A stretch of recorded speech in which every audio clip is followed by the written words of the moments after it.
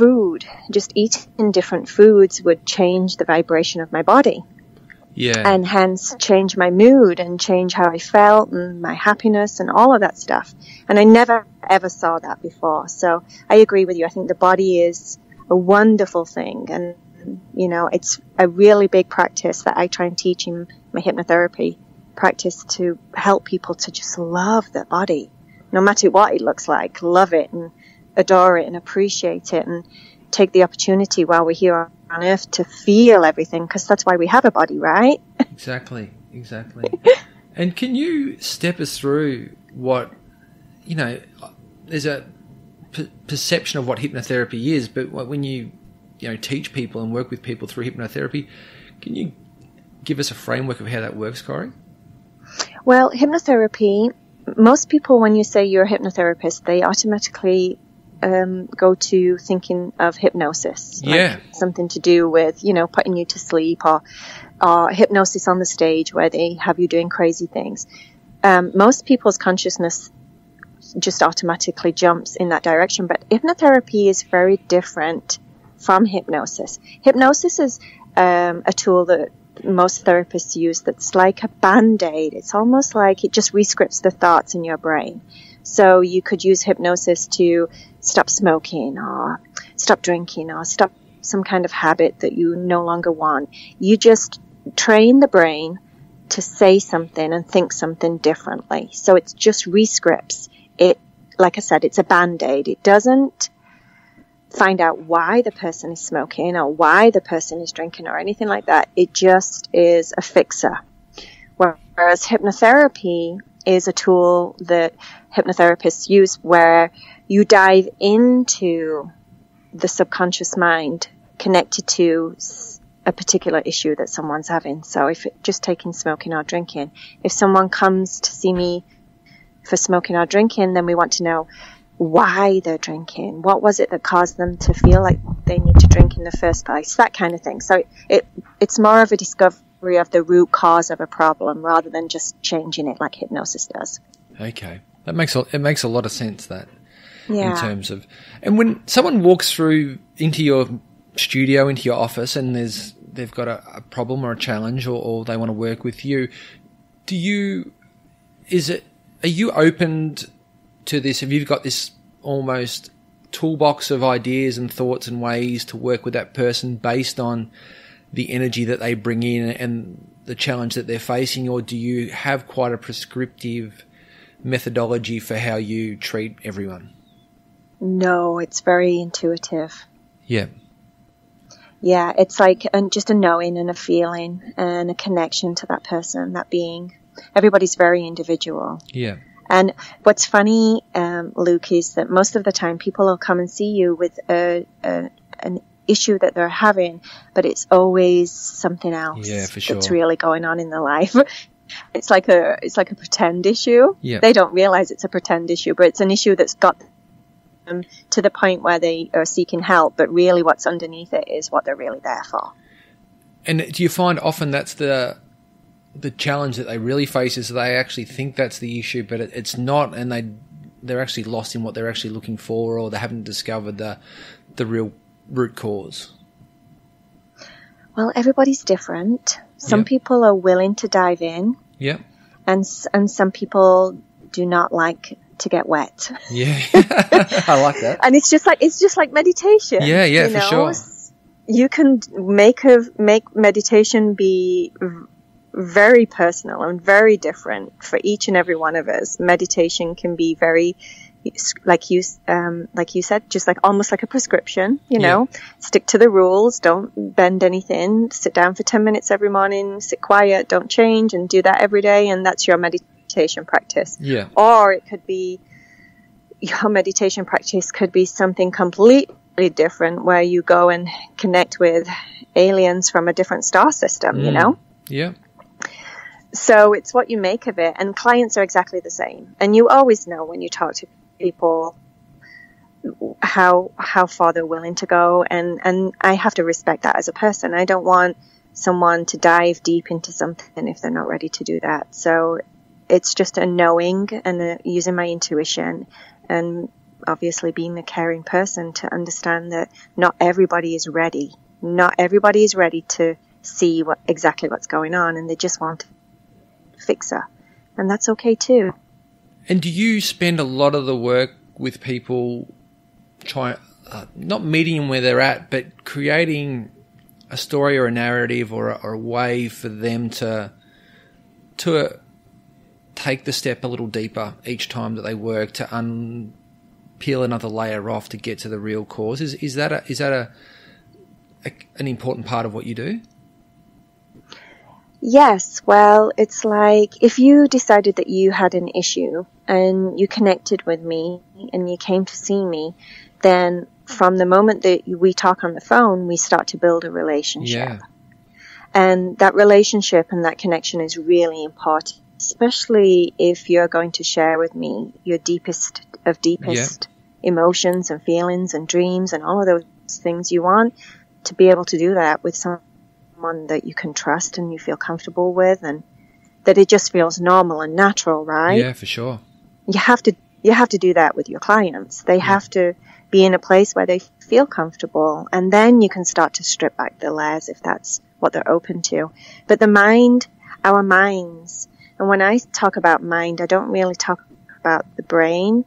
What I'm talking about when I talk about mind is more of that thinking system of the soul that we all have. Yeah. Like that part of us, the subconscious part of us, knows everything. It knows what we need. It knows what we don't need. It knows what we need to do and change.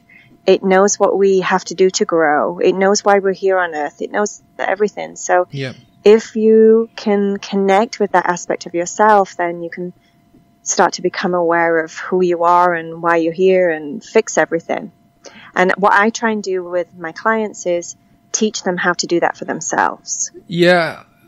And I can imagine with the work you're doing, Cory, and just listening to that so much of our modern life is sort of pushes us the other way to disconnect from that part of our subconscious, because we've become quite busy and we've become quite reactive and live quite a bit in that stress state, which doesn't allow us the space to connect back with that part of us.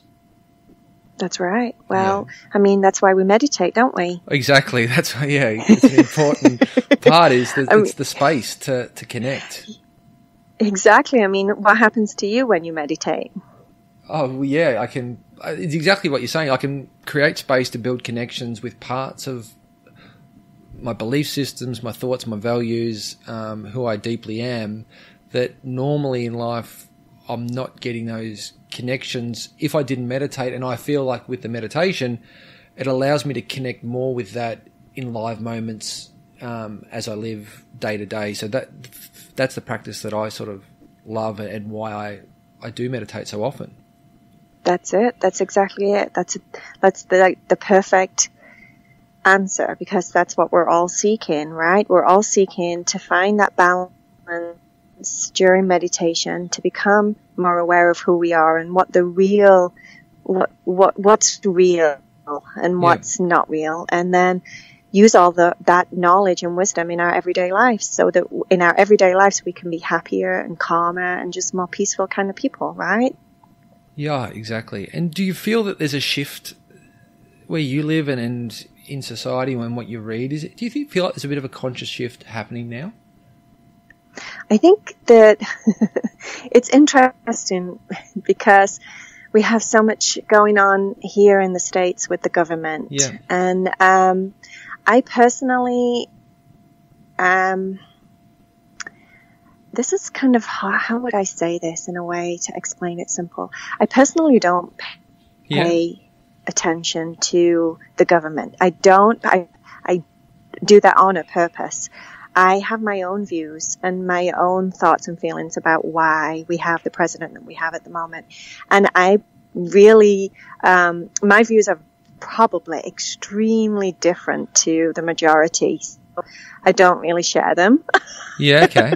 Because I don't mind sharing them with you right now here, but I don't really, I find because it's not something that's I focus on in my life, I don't attract people around me that want to talk about So it's like, I think if you're very interested in politics and you're very interested in what's going on, then you tend to attract people around you that you can have those conversations with, right? Yeah. I don't. No. I just don't. They're not, those people aren't in my world. So, to me, I think, getting back to your question, which I think I've lost a little bit, but I don't really pay that much attention. I think that we have the president and we have because we need to change the consciousness. We need to change what's going on the planet. And sometimes that takes big things, such as big events in our history. Yeah. People like Hitler and different things that have happened that just to look at looked like major destruction that's happened in our history, just like the crucifixion of Jesus.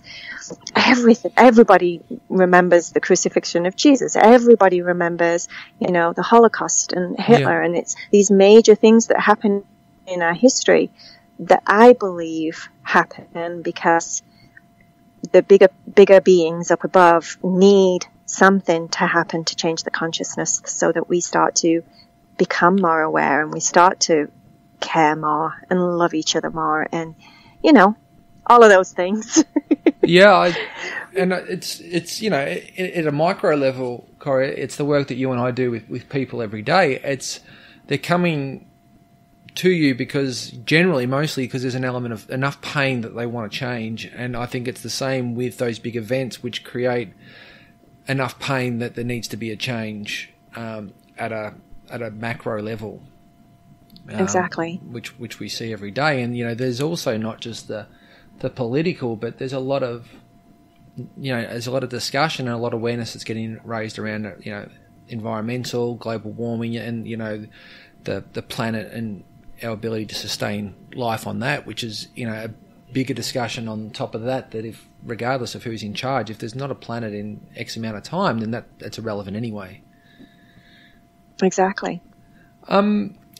You mentioned before, Cory, the guides and connecting with guides, and that's something that only recently that I've sort of started to research and listen to some podcasts and some people that have done that kind of thing. I'd love to get how you first connected and built those relationships, but what's that process like?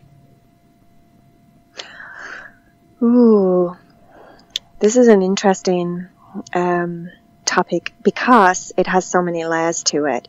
And the layers of awareness connected to guides and angels and things like that are dependent on where you are on your journey. And I'll try and explain that.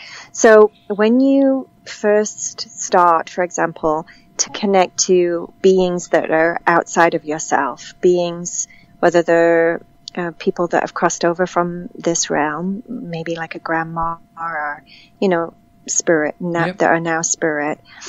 Or if you have masters such as Lao Tzu or Jesus or Buddha or somebody like that you want to connect to, then at first it's one of those things where you see the guide as something very separate from yourself. Something that has the wisdom and the knowledge that you require from them. That's why you're connecting to them, right? Yeah. When we connect with guides and such, we are hoping that we will gain wisdom, gain information, maybe gain some kind of upgrade or download or something that will help us in our journey on Earth right now. Yeah. And then as time progresses through your journey connecting to guides and outside sources of knowledge, you start to learn that they're not really outside of you. Yeah, okay. So you might go on a journey where you discover that you are connecting with these angels because, sounds a little bit nuts, but because you're an angel. Or you're connecting with the aliens from Syria because you're actually, in another lifetime, were an alien from Syria. Or have you looked into anything to do with past lives yet, Luke? Just really just from what I've read around Buddhism and that type of thing, that there's, that they come